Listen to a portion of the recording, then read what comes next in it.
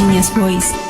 वन तथा वन्यजन्तु संरक्षणका लागि सरकारले निर्माण गर्ने नीति नियमावली तथा निर्देशिकाहरू अधिकारमुखी अवधारणाका आधारमा बन्नुपर्ने र त्यसमा आदिवासी जनजाति लगायत स्थानीय प्रभावितहरूको परामर्शमा मात्र लागू गर्नुपर्ने सरकारवालाहरूले माग गरेका छन्। आदिवासी जनजाति अनुसन्धान तथा विकास केन्द्र सिप्रेटले नेपाल आदिवासी जनजाति महासंघ र सामुदायिक वन उपभोक्ता महासंघ नेपाल लगायतका विभिन्न संघ संस्थाहरूसँगको समन्वयमा राजधानीमा 2 दिवसीय साझा अवधारणा पत्र तयार गर्दै यस्तो भनाई राखेका हुन्। कार्यशालामा तयार गरिएको अवधारणा पत्र नेपाल सरकारलाई हस्तान्तरण गरिएको छ। थप सामग्रीका साथमा हाम्रो सहकर्मीको यो रिपोर्ट। राष्ट्रिय निकुञ्ज तथा वन्यजन्तु संरक्षण सम्बन्धी राज्यका नीति कानून तथा यससँग सम्बन्धित नियमावली र निर्देशिकाहरू आदिवासी तथा स्थानीय समुदाय मैत्री नभएको भन्दै सरकारवालाहरूले वन सम्बन्धी विद्यमान कानून तत्काल खारेज गरी नयाँ कानून तर्जुमा गर्न माग गरेका छन्। आदिवासी जनजाति अनुसन्धान तथा विकास केन्द्र सिप्रेटको आयोजनामा राजधानीमा सम्पन्न अधिकारमुखी संरक्षण सम्बन्धी 2 दिवसीय कार्यशालाले तयार गरेको साझा अवधारणा पत्रमा यस्तो माग गरिएको हो। समूहगत छलफल गरी तयार गरिएको अवधारणा तथा अडानपत्रमा 2029 सालमा बनेको राष्ट्रिय निकुञ्ज तथा वन्यजन्तु संरक्षण ऐन तत्काल खारेज गरिनुपर्ने, नयाँ कानून बनेपछि मात्र नियमावली र निर्देशिकाहरू बनाउनुपर्ने सुझाव दिएको छ। 58 सालमा विस्थापित भएका मान्छेहरू अहिलेसम्म स्थापित हुन सकेका छैन। त्यो पनि त्यो पञ्चायतको कालमा कस्तो कठोर शासन भएको कालमा भएको नियमावली आज चाहिँ प्रजातन्त्र आयो, लोकतन्त्र आयो, गणतन्त्र आयो, 29 सालको कानुन हामी चलाएर बसेका छौँ। त्यसकारण देश उम्बो लाग्छ त? लाग्दैन नि त।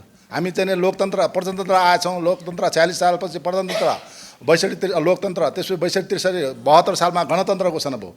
त्यसपछि नै यो चाहिँ 29 सालको कानुन चलाएर बसेका छौँ। त्यसकारण यो कानुनलाई चाहिँ खारेज गरेर अहिले चाहिँ नयाँ चाहिँ कानुन संशोधन होस् भनेर चाहिँ लागू होस् भनेर चाहिँ हामीले यो अडनपत्र र चाहिँ सुझाव पत्र चाहिँ ज्ञापन पत्र मन्त्रालयमा हाम्रो सचिव मार्फत हामी बुझाउँदैछौँ। राष्ट्रिय निकुञ्ज तथा वन्यजन्तु संरक्षण ऐन 2029 को खारेजी र नयाँ कानुनको तर्जुमा सम्बन्धमा 1. नेपालले आफ्नो भूभागको ठूलो हिस्सा राज्य नियन्त्रित संरक्षित क्षेत्रका रूपमा घोषणा गरिसकेकोमा उक्त संरक्षित क्षेत्र घोषणा गर्दाका बखत नै संरक्षित क्षेत्र र सोको आसपासमा रहेका आदिवासी जनजाति स्थानीय समुदाय लगायतका समुदायहरूले उक्त क्षेत्रमा रहेका कैयौँ आदिवासी जनजातिहरू तथा स्थानीय समुदायहरू आफ्नो ऐतिहासिक भूमि तथा वासस्थानबाट विस्थापित हुन परेको संरक्षित क्षेत्रबाट विस्थापित नहुनेहरूले समेत संरक्षित क्षेत्रमा रहेको प्राकृतिक स्रोत साधनमा ऐतिहासिक रूपमा भोज चलन र स्रोतको उपयोग गर्दै आइरहेकोमा यस्तो कार्यबाट वञ्चित भई उल्टै संरक्षित क्षेत्रबाट प्रताडित हुनु पुगेको र त्यसरी प्रताडित र प्रभावित समुदायको जायज मागलाई समेत राज्यले हालसम्म सम्बोधन गर्न नसकेको परिप्रेक्ष्य लगायत नेपालको कुल भूभागको तुलनामा समेत घोषणा गरिसकेको संरक्षण क्षेत्रको क्षेत्रफल अन्य देशहरूको तुलनामा समेत पर्याप्त भइसकेको परिप्रेक्ष्यमा अब नयाँ संरक्षण क्षेत्र घोषणा र विस्तार गर्नुपर्ने आवश्यकता र औचित्य समेत नरहेकोले नयाँ संरक्षण क्षेत्र घोषणा वा विस्तार गर्ने कार्य रोकियोस् र घोषित संरक्षित क्षेत्रहरू समेत आदिवासी जनजाति र स्थानीय समुदायले हस्तान्तरण गर्दै सामुदायिक वन लगायत समुदायमा आधारित संरक्षण क्षेत्र र प्रथाजनित संस्थाका माध्यमबाट जैविक विविधता संरक्षणका कार्यहरू गरिनेछ भन्ने प्रतिबद्धता नेपाल सरकारबाट तत्काल गरियोस्। 2. राष्ट्रिय निकुञ्ज तथा वन्यजन्तु संरक्षण ऐन 2029 मा गरिएका व्यवस्थाहरू जैविक विविधता महासन्धि 1992 र जैविक विविधता सम्बन्धी विश्वव्यापी प्रारूप 2020 नयाँ बन्ने वन सम्बन्धी ऐनमा आदिवासी जनजातिको अधिकार सम्बन्धी अन्तर्राष्ट्रिय कानुनहरू र त्यसमा ILO महासन्धि नम्बर 109 आदिवासी जनजातिको अधिकार सम्बन्धी संयुक्त राष्ट्रसङ्घीय घोषणापत्र जैविक विविधता महासन्धि लगायतका प्रावधानको सम्बोधन गर्न माग गरिएको छ। अडानपत्रमा नयाँ कानुन नबनेसम्म हाल बन्न लागेको नियमावली र संरक्षण क्षेत्रमा पूर्वाधार निर्माण सम्बन्धी कार्यविधि तर्जुमा गर्ने कार्य तत्काल स्थगित गर्न माग गरिएको छ। सो अवधारणा तथा अडानपत्र नेपाल आदिवासी जनजाति महासंघ र सामुदायिक वन उपभोक्ता महासंघका अध्यक्ष ठाकुर भण्डारी लगायतका सङ्घ संस्थाका प्रतिनिधिहरूले एक समारोहका बीच वन तथा वातावरण मन्त्रालयका सचिव डाक्टर दीपक कुमार खराल मार्फत नेपाल सरकारलाई बुझाएको छ। सो अवधारणा पत्र ग्रहण गर्दै मन्त्रालयका सचिव खरालले र राष्ट्रिय निकुञ्ज तथा वन्यजन्तु संरक्षण विभागका महानिर्देशक डाक्टर सिन्धु प्रसाद ढुङ्गानालले अवधारणालाई कार्यान्वयन गर्न प्रयास गर्ने बताउनुभयो। बायोडाइभर्सिटी श्रीमान सचिवज्यूको स्वास्थ्यको कारणले मैले अलिकता सचिवज्यूको कुरो पनि राख्नुपर्छ र यो जैविक विविधताको विषय यो राष्ट्रिय विषय मात्रै होइन, यो इन्टरनेसनल विषय पनि हो।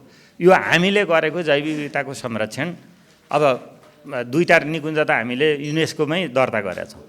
चितवन राष्ट्रिय निकुञ्जमा EIA गर्नुपर्दा, सगरमाथा राष्ट्रिय निकुञ्जमा EIA गर्नुपर्दा विकास आयोजना दिँदाखेरि हामीले युनेस्कोलाई नै सोध्नुपर्छ।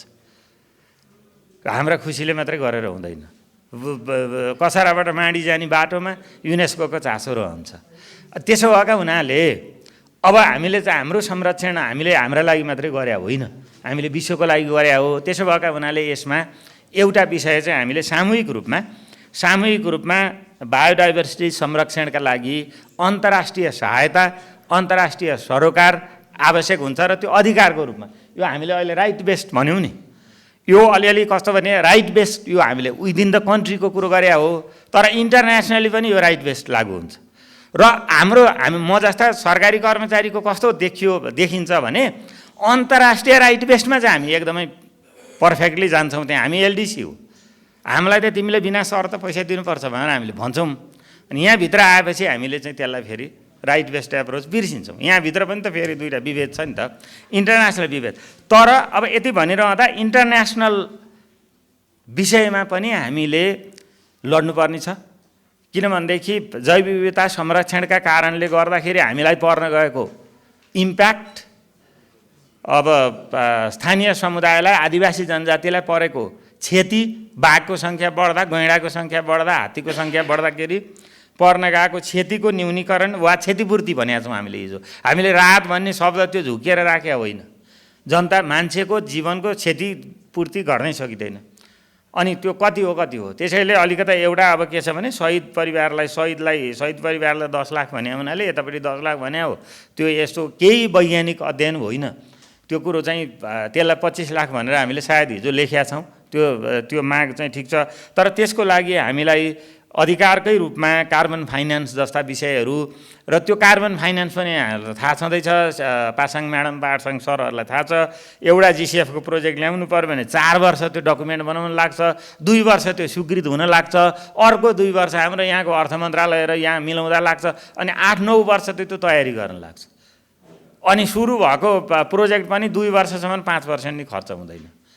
यति धेरै जन्जाल त्यो शर्तहरू हुन्छ कि अन्तर्राष्ट्रिय क्लाइमेट फाइनेन्स भन्ने विषय। त्यसो भएका हुनाले हाम्रो जस्तो अल्पविकसित देश, हाम्रो जस्तो जैव विविधतामा हामीले संरक्षण गर्ने देश, अब पर्सेन्ट अघि गेल्जे सरले भनिहाल्नुभयो, इन्डियामा करिब 6% मात्रै प्रोटेक्टेड एरिया छ, हामीले 25% 24% बनाएको छ।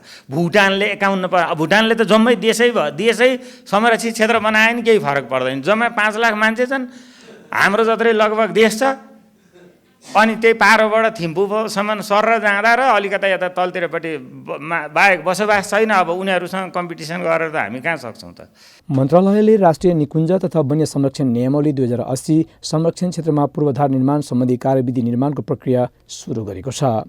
यसअघि व्यावसायिक रूपमा वन्यजन्तुको पालन, प्रजनन तथा उपयोग सम्बन्धी मापदण्ड 2080 र वन्यजन्तुबाट भएको क्षतिको राहत वितरण निर्देशिका 2080 मन्त्री परिषदको बैठकबाट पारित भई जारी भइसकेको छ। यी निर्देशिकाप्रति पनि कार्यशालाले गम्भीर असहमति जनाएको छ। कार्यक्रममा आदिवासी जनजाति आयोगका अध्यक्ष रामबहादुर थापा लगायतले वनको नीति तथा कानुन आदिवासी मैत्री नभएका कारण मानवाधिकार हनन भइरहेको बताउनुभयो। यो धेरै कुराहरू चाहिँ हामीले निकुञ्जको बारेमा अध्ययन गरेका छैनौँ, तर आदिवासी जनजातिमा आयोगमा आएको सबैभन्दा बढ्ता उजुरी चाहिँ हाइड्रो र यो निकुञ्जले विस्थापन गर्यो भन्ने छ। 2टा आयोगले यो 2टा मन्त्रालयहरूसँग चाहिँ यो के भएको हो भन्ने कुरा चाहिँ राख्नलाई हामीले खोजिराखेका छौँ। हाइड्रो पावर सम्बन्धी हामीले गरिसक्यौँ। 2-3 महिना अगाडि स्वयं जलस्रोत मन्त्रीलाई, ऊर्जा मन्त्रीलाई हामीले बोलाएर र वन मन्त्रालयलाई पनि बोलाउँछ। सचिवज्यूलाई म अनुरोध गर्न चाहन्छु, छिटै यही महिनाको आसपासमा अथवा अर्को महिनाको पहिलो त्यो हाम्रो 2टा छ। हामीले अहिलेसम्म करिब 3 वर्षको अनुभवले के देखायो भने सबैभन्दा बढ्ता आदिवासी जनजातिहरूलाई विस्थापित गरेको दुईटा, एउटा राष्ट्रिय निकुञ्ज, अर्को हाइड्रो पावर। यो भएको हुनाले आयोगले संवेदनशील रूपले हेरिराखेको छ। यो आज चाहिँ यहाँ सरकारवाला संस्थाहरूले चाहिँ ज्ञापन पत्र दिनुभयो। यो 2080 यो नियमावली संशोधनको बारेमा धेरै आएको छन् उजुरीहरू, हामीले खोजिराखेका छौँ, हेरिरहेका छौँ। तर वन मन्त्रालयले थाहा छैन किन हो आदिवासी जनजाति आयोग छ भन्ने थाहा नभएर हो कि अथवा नमानेर हो कि होइन। धेरै त अब तपाईँको बिलहरूमा छलफल आयोगसँग हुन्छ, गर्छ होइन। हिजो मन्त्रीज्यूले चाहिँ हामी बिल पठाउँछौँ अथवा नियमले पठाउँछौँ भन्नु सकारात्मक कुरो हो। तर मेरो अनुरोध के हो भने संवैधानिक आयोग बनिसकेपछि यसको कामहरू अब गभर्नमेन्टलाई थाहा नहुने कुरै हुँदैन। त्यस कारणले त्यो गरोस् भन्ने अनुरोध चाहन्छु। कार्यशालाको उद्घाटन गर्दै वन तथा वातावरण मन्त्री डाक्टर वीरेन्द्र प्रसाद महतोले वन तथा निकुञ्जलाई समृद्धिसँग जोड्नका लागि सुझावको आह्वान गर्नुभएको थियो। यहाँ कतिपय साथीहरूले यही हलमा हुनुहुन्छ, यहाँ होइन निकुञ्जलाई अलिकति फकुलो पार्नुपर्छ, निकुञ्जसँग त्यहाँको जनताहरूले त्यहाँको समृद्धिसँग जोड्नुपर्छ, त्यहाँले के रोजगारी सृजना गर्नुपर्छ भनेर एक किसिमको आवाज आउँछ भने यही हलबाट निस्किने चाहिँ खबरदार निकुञ्जभित्र यदि मान्छे छिर्यो भने हेर्नुहोस् है हाम्रो सबै सम्पत्ति जान्छ भन्ने मान्छे नै हामीसँग भएको हुनाले म त यति कन्फ्युज भएको छु यो 6 महिनामा। म के गरौँ भने मन्त्रालयभित्र जाँदाखेरि एउटा कुरो गर्छ, बाहिर निस्केपछि फेरि त्यही गाली गर्न थाल्छ। अब मान्छे ठुलो कि बाघ ठुलो भन्ने कुरोमा को ठुलो भन्दाखेरि पनि मैले भन्न नपाउने स्थिति छ। नेपालबाट अमेरिकाबाट गाली गर्न लाग्छ मान्छेहरू मर्छन् त्यहाँ हेर्नुहोस्। अहिले जीवजन्तु र मानव बिचको द्वन्द्वलाई हामीले हेर्ने हो भने जति पनि वकालत गर्ने मान्छेहरूको एउटा पनि छोराछोरी गएर बाघको त्यो आक्रमणमा परेको भए अनि त्यसले एउटा लेखेको भए म त्यसलाई साल्युट गर्न सक्थेँ म। तर मर्नेमा जति पनि त्यहाँका जनजातिहरू र त्यहाँको बासिन्दाहरू र त्यहाँको लोकल मान्छेहरूको छोराछोरीको ज्यान गइरहेछ र उहाँहरूले चाहिँ बाघ मार्नु हुँदैन, मान्छे मरे पनि ठिक छ भनेर ताली पिटेर चाहिँ हिँड्ने मान्छेहरू हाम्रै नेपालमा जन्मिएको छ। फेरि त्यस कारणले एकदमै कन्फ्युज भएको यो कुरोहरू छ। म एउटा सानो उदाहरण म दिन सक्छु। यो हामीले अहिले दुबईमै गएको थियो COP28 मा हेर्दाखेरि ओहो संसार कहाँ पुगिसक्यो यार, हेर्दाखेरि त हामी कहाँ छौँ भनेर हेरिरहेछौँ। त्यो देश मरुभूमि भएको देश होइन। त्यसको रिसोर्स भनेको के हो? त्यसको रिसोर्स भनेको आज पेट्रोलियम पदार्थको रिसोर्स त्यहाँ नभएको भए, त्यसलाई खनन गरेर उहाँहरूले बेच्न नसकेको भए त्यो मरुभूमि त्यस्तो विकसित बन्न सक्थ्यो?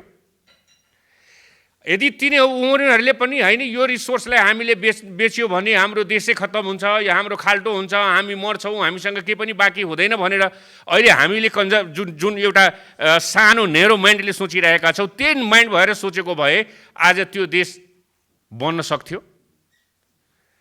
तर हाम्रो देशले हाम्रो प्रकृतिले दिएको चिजलाई, स्रोत र साधनलाई हाम्रो समृद्धिसँग किन जोड्न नसक्नु?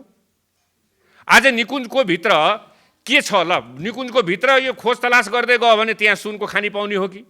त्यहाँ संसारको सबभन्दा मूल्य चिज हामीसँग छ कि? त्यो कुरो पनि अनुसन्धान गर्न नदिने अनि हामी गरिब भयौँ, हाम्रो अधिकार पाएनौँ, हामीले गर्न पनि नदिने, गर्न पनि नहुने। यो सब के हुन्छ भने हरेक मान्छेलाई विदेश 2 चोटि 4 चोटि जानु पर्यो, टिकट फ्रीमा बस्नु पर्यो र त्यहाँबाट सिकेको कुरो आउँदाखेरि हामीले केही नयाँ कुरो चेन्ज गर्नु पर्यो भने वन मन्त्रालयबाट प्रधानमन्त्री कार्यालयसम्म जाँदा एउटा बिचमा भाषा चेन्ज हुन्छ, त्यहाँबाट सदनमा जाँदा के लेखेर आउँछ भन्ने कुरो हामीले नै थाहा हुँदैन। अनि कस्तो किसिमको यो उसमा हामी लागिरहेछौँ। तर बाहिर भाषण गर्दाखेरि फेरि चर्को भाषण गर्छौँ हामी, के हो खै बुझ्न नसके। त्यस कारणले यो चिजहरूले हामीले सबभन्दा अहिले जुन बनायो नि, हामीले निकुञ्ज बनायौँ, त्यति बेला परिकल्पना गरे होला नि त त्यो एउटा निकुञ्ज होला, चितवन निकुञ्ज होला, त्यसको लागि बनाएको होला, त्यो ऐन बनाएको होला 2029 सालमा। हामीसँग 12वटा 15वटा निकुञ्ज भइसक्यो। निकुञ्ज सँगसँगै के कहाँबाट के पायो भने के सित्तैमा लिएर जाने मध्यवर्ती क्षेत्रलाई पनि जोडिदियो। त्यो जोड्ने हो भने हामीसँग काम गर्ने ठाउँ र हामीसँग भएको ठाउँ बाँकी के छ ल भन्नु त? के छ बाँकी? विभिन्न देशहरूबाट हामी जान्छौँ। अहिले हाम्रो अध्यक्ष मित्रज्यूले पनि भन्नुभयो, यसलाई व्यवस्थित गरेर समृद्धिसँग जोड्न सकेनौँ भने यो निकुञ्जको अर्थ पनि हुँदैन, यो जङ्गलको अर्थ पनि हुँदैन, जति भाषण गरे पनि केही हुँदैन। किनभने पेट भुको भएर तपाईँ निकुञ्ज राखेर के गर्नुहुन्छ? उहाँले आदिवासी नै निकुञ्जको जन्मदाता भएको प्रसङ्ग उल्लेख गर्दै वनसँग सम्बन्धित कानुन र नीति परिवर्तन हुन नसकेको बताउनु भएको थियो। आदिवासी जनजाति अनुसन्धान तथा विकास केन्द्र सिप्रेडका अध्यक्ष डाक्टर पासाङ शेर्पाको अध्यक्षतामा भएको कार्यक्रममा मध्य प्रदेशका सांसद राजकुमार लेखी, बागमती प्रदेशका सांसद भारती पाठक, सामुदायिक वन उपभोक्ता समितिका अध्यक्ष ठाकुर भण्डारी लगायतले बोल्नु भएको थियो। नेपाल आदिवासी जनजाति महासङ्घ वरिष्ठ उपाध्यक्ष बुद्धघरती बुझेलले वनका विद्यमान नीतिहरूले आदिवासीलाई विस्थापित बनाइरहेको आरोप लगाउनुभयो। विक्रम सम्वत 1980मा चाहिँ पहिलो पटक नेपालमा चाहिँ कित्ता नापीको सुरुवात गरियो र त्यसै गरी 2019मा जग्गा नाप जाँच, त्यसै गरी 21मा भूमि सम्बन्धी ऐन र 2024मा भूमि प्रशासन सम्बन्धी ऐनहरू लागू भइरहँदाखेरि त्यति बेला चाहिँ आदिवासी जनजातिहरूको थाक थलोलाई चाहिँ राज्यले सबैभन्दा बढी चाहिँ राज्यकरण गर्यो। राज्यले चाहिँ ती आदिवासी जनजातिहरूको थाक थलोमा चाहिँ जनजातिहरूको थाक थलोलाई चाहिँ विस्थापित गर्ने गरी अर्थात् त्यो जनजातिको चाहिँ ओनरसिपलाई चाहिँ नकार्ने गरी चाहिँ त्यसलाई चाहिँ दर्ता गर्ने काम गर्यो। त्यति मात्र नभएर आदिवासी जनजातिहरूलाई विभिन्न छलछाम गरेर झुक्क्याएर छक्क्याएर तर्साएर डर देखाएर चाहिँ धेरै टाठाबाठाहरूले चाहिँ आदिवासी जनजातिहरूको चाहिँ जग्गाहरू चाहिँ आफ्नो नाममा हडप्ने कामहरू चाहिँ गरे। र अब पछिल्लो समय चाहिँ के भएको छ भन्दाखेरि त्यति बेला चाहिँ आदिवासी जनजातिहरूको जग्गाहरू चाहिँ राज्यले वा अन्य टाठाबाठाहरूले चाहिँ हडप्ने कामहरू भयो। अब 2029 पछि चाहिँ के भयो भन्दाखेरि चाहिँ यही निकुञ्जको नाममा र संरक्षित क्षेत्रको नाममा चाहिँ आदिवासी जनजातिहरूको चाहिँ जग्गा चाहिँ राज्यले जबरजस्ती वा चाहिँ लोभ देखाएर वा चाहिँ छलछाम गराएर वा चाहिँ विभिन्न ढङ्गले चाहिँ के अरे जनजातिको जुन ओनरसिपबाट चाहिँ यसले चाहिँ आफ्नो नाममा हडपेको अवस्था चाहिँ छ। अहिले कार्यक्रममा डाक्टर कुन्साङ लामाले अन्तर्राष्ट्रिय कानुनहरू खास गरेर जैविक विविधता महासन्धि ILO महासन्धि नम्बर 109 आदिवासीको अधिकार सम्बन्धी संयुक्त राष्ट्रसङ्घीय घोषणा पत्र तथा जैविक विविधता सम्बन्धी विश्वव्यापी संरचना GBF का प्रावधान र यी कानुनहरूमा उल्लेख भएका आदिवासी र स्थानीयको अधिकारबारे जानकारी दिनुभयो। यसैगरी डाक्टर कृष्णप्रसाद आचार्य र दिलराज खनालले विद्यमान कानुन तथा नीतिहरू र चुनौतीका बारे प्रस्तुति राख्नु भएको थियो। सिप्रेडका कार्यकारी निर्देशक डाक्टर पासाङ डोल्मा शेर्पाले सञ्चालन गर्नुभएको कार्यक्रममा विभिन्न क्षेत्रबाट प्रतिनिधित्व गर्नुहुने संरक्षणविद, अभियन्ता तथा अधिकार कर्मीहरूले वन तथा वन्यजन्तुहरूको संरक्षणका नाममा मानवाधिकार हनन भएको सन्दर्भहरू उठान गर्नुभएको थियो। राज्यले नीति बनाउनु र ती नीतिहरू कार्यान्वयन गर्ने औजारको रूपमा विभिन्न कानुनी दस्तावेज बनाउनु स्वाभाविक भए पनि ती कानुनी दस्तावेजहरू मानवाधिकार मैत्री हुनुपर्नेमा विवाद छैन। यसमा राज्य जिम्मेवार हुने विश्वास गरिन्छ। क्यामेरामा दशिराम चौधरी र अनिस खड्गीका साथमा जगतदोङ, काठमाडौँ।